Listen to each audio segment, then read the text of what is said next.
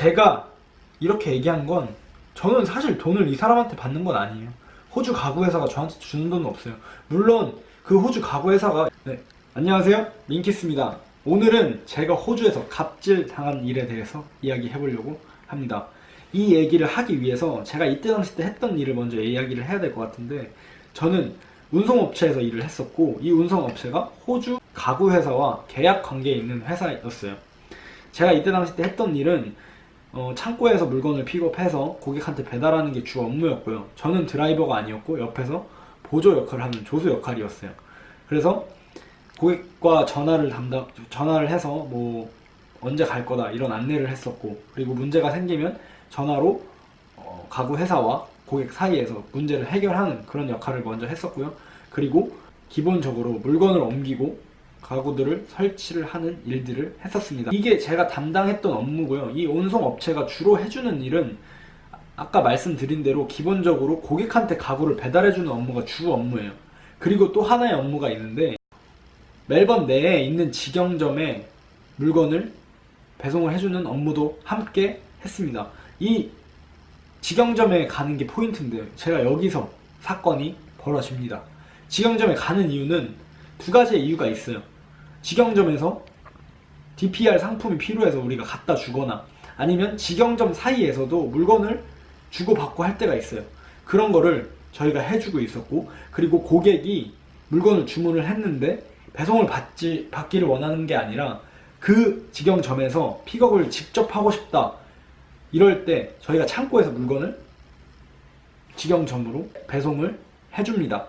이게 이 운송업체가 하는 일이었어요. 사건 당일, 이날도 저희가 물건을 창고에서 픽업을 해서 직영점에 배송을 해야 되는 날이었습니다.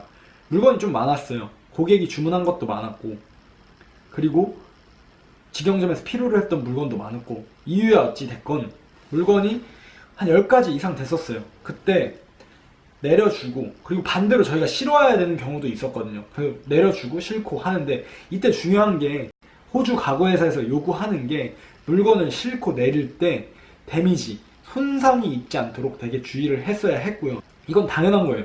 운송에 있어서 기본적인 거라고 생각해요. 근데 중요한 거는 손상이 있는 것도 잘 발견해서 저희가 사진을 찍어 놨어야 했어요.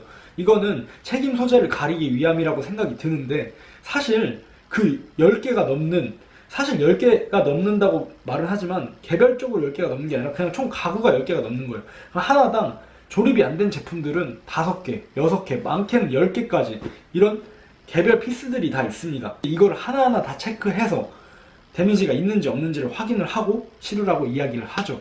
물론 이렇게 할 수 있으면 좋지만 짧은 시간 내에 물건을 배송을 하고 다시 가지고 오고 이런 업무를 해야 됐기 때문에 그럴 시간이 충분치 않아요. 그럼에도 불구하고 저희는 최대한 그거를 데미지를 잘 확인을 했어야 합니다. 왜냐하면 이렇게 하지 않을 경우에 그 데미지에 대한 손해배상은 이 운송업체 책임입니다. 제가 생각할 때 이것 또한 갑질이에요. 근데 이거는 이렇게 말할 정도까지는 아니었어요. 그날도 제가 사진을 찍고 데미지가 있는지 없는지를 확인을 하고 있었습니다. 그리고 직원들이 물건 나르는 것도 도와주고 있었고요. 근데 제가 이 데미지를 확인하는 거를 신경을 쓰다 보니까 물건 나르는데 신경을 많이 못 썼어요. 근데 도와주던 직원 중에 한 명이 갑자기 저한테 와서 이런 말을 합니다. 내가 너한테 돈을 얼마를 주는데 왜 일을 안 하니? 제가 정확하게 영어로 뭐라고 얘기를 들었는지 정확하게 기억나지 않지만 뉘앙스는 분명 이거였습니다. 난 너한테 돈을 주는데 이렇게 일해? 이런 뉘앙스였습니다. 그때 제가 너무 열받아서 그때 당시 땐 바로 받아치지 못했다가 다음 제품을 제가 나를 때 얘기를 했어요. 너가 나한테 돈 주는 거야? 라고 얘기를 했습니다. 제가 이렇게 얘기한 건 저는 사실 돈을 이 사람한테 받는 건 아니에요. 호주 가구 회사가 저한테 주는 돈은 없어요. 물론 그 호주 가구 회사가 이 운송업체에 돈을 주지만 제 사장님은 이 운송업체 사장님이에요. 그리고 제가 이때 일을 안 했던 것도 아니에요. 사실 사진 찍느라 정신이 없었다고는 하지만 제가 중간중간 물건 다 나르고 할 거 하고 그 다음 중간중간 사진도 찍고, 제가 볼 때 이 사람은 제가 사진 찍는 모습이 마음에 안 들었던 것 같아요. 왜냐면 왠지 자기들 잘못을 막 찾아내려고 하는 것 같으니까. 근데 어쩌겠어요. 이 호주 회사에서는 그렇게 데미지가 있으면 누구한테 책임을 물리는데요. 저희가 사진 찍지 않으면 다 그 운송 업체에서, 제가 일했던 그 업체에서 모든 걸 다 물어내야 돼요. 실제로 그랬던 사건들이 많습니다. 한두 번이 아니에요. 실제로 이런 데미지에 있어서 엄청나게 민감하게 반응을 하고 돈을 물어줬던 경우가 있기 때문에 저희가 이렇게 많이 신경을 쓰고 그거를 찍었던 겁니다. 그러고 한 2, 3초에 눈싸움이 오고 갔어요. 그랬더니 이 직원이 저한테 얘기합니다. 너 내가 누군지 알아? 근데 내 누군지 아니? 라고 얘기합니다. 제가 알게 뭐예요? 그래서 저는 아니? 라고 하고 눈싸움을 약 5초간 더 진행했습니다.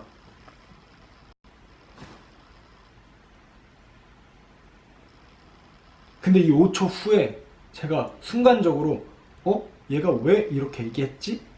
라는 생각을 하고 살짝 눈을 깔진 않았어요. 눈을 돌리고 제 갈 길을 갔습니다. 그러고 나서 이 직영점을 떠나면서 기분이 썩 좋지 않았어요. 왜냐면 뭔가 무시를 당했다 생각이 들었거든요. 문제는 여기서 끝이 아니었습니다. 그리고 돌아가는 중에 그 운송업체에 메일이 한 통 날라옵니다. 이 메일은 창고 매니저한테 왔는데요. 이 창고 매니저가 운송업체와의 계약을 관리하는 매니저였습니다. 그 매니저가 보낸 메일의 내용은 어땠냐? 요약하자면 이렇습니다. 우리 스토어에 있는 직원 중에 한 명이 민키를 보고 싶어 하지 않아. 이렇게 메일을 보냈습니다. 여기까지는 놀랄만한 일이 아니에요. 보고 싶지 않겠죠. 저랑 어떻게 보면 싸웠으니까. 근데 그 밑에 그 직원은 우리 회사에서 대주주야. 우리는 그 사람의 의견을 존중해야 돼. 라고 합니다. 와, 제가 여기서 느꼈어요.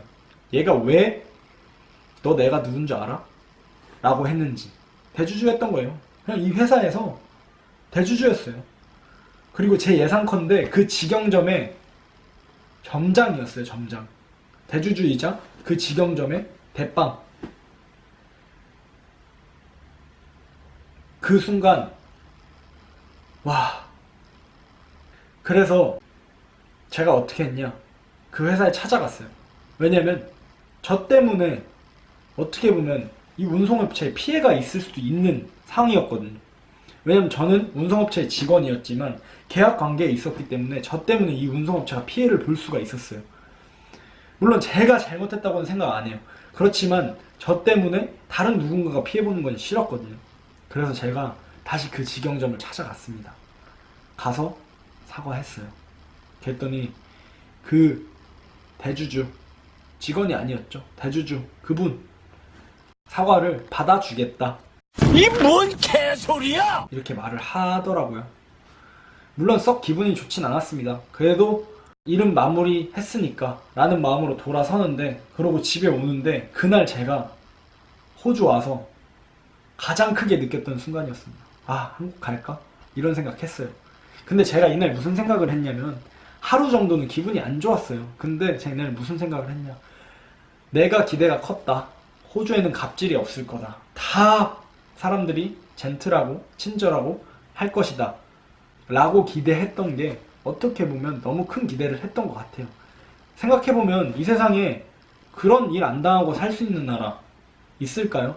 제가 이민자가 아니고 외국인이 아니고 그 나라 사람이라도 그런 일 한 번쯤은 당할 거라고 생각해요. 좋게 생각해서 저의 기대를 좀 낮추는 사건이지 않았나 지금은 생각합니다. 그 사람이 호주 사람이었는지 아니면 다른 곳에서 이민 온 서양인이었는지 그건 확실하지 않아요. 하지만 중요한 건 호주든 어디든 그런 일 한 번쯤은 다 겪는 일이라고 생각합니다. 저 말고도 이런 기대에 못 미치는 일들을 겪으신 분들이 많이 계실 거라고 생각해요.